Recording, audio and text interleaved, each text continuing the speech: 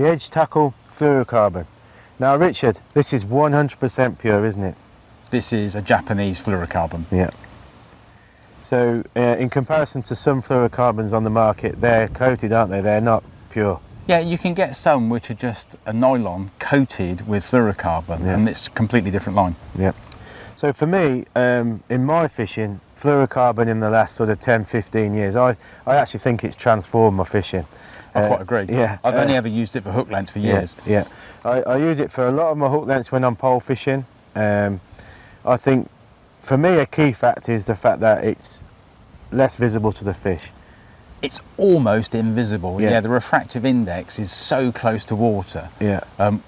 It's brilliant. I mean, it gives me confidence. It obviously gives you confidence. Yeah, definitely. When the rivers or the lakes are very low and clear, I'll pretty much always fish with fluorocarbon.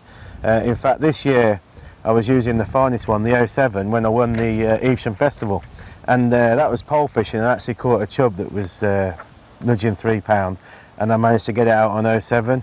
And I'm really convinced that it makes a big difference. I really think it adds, weight to your catch.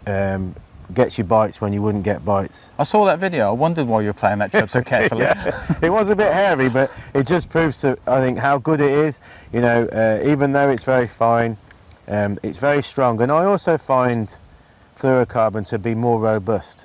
It's a harder line, Yeah. because fluorocarbon is denser than nylon. It's about 50% denser. Yeah. That's why it sinks so fast as well. So it's maybe not as supple. That's a fair point. Bit stiffer. It is a bit stiffer, which can be an advantage. Less spin-ups. I love it in the higher diameters when I'm feeder fishing as well, because I do find that it doesn't spin up as much, and it also helps the hook length and leader turnover. So it really does improve presentation, I think, when I'm feeder fishing as well. Less wind knots. Yeah. So the range itself, they're all on 50-metre spools, aren't they? Yes. And they're sort of all designed nicely to fit into your tray or your tackle box.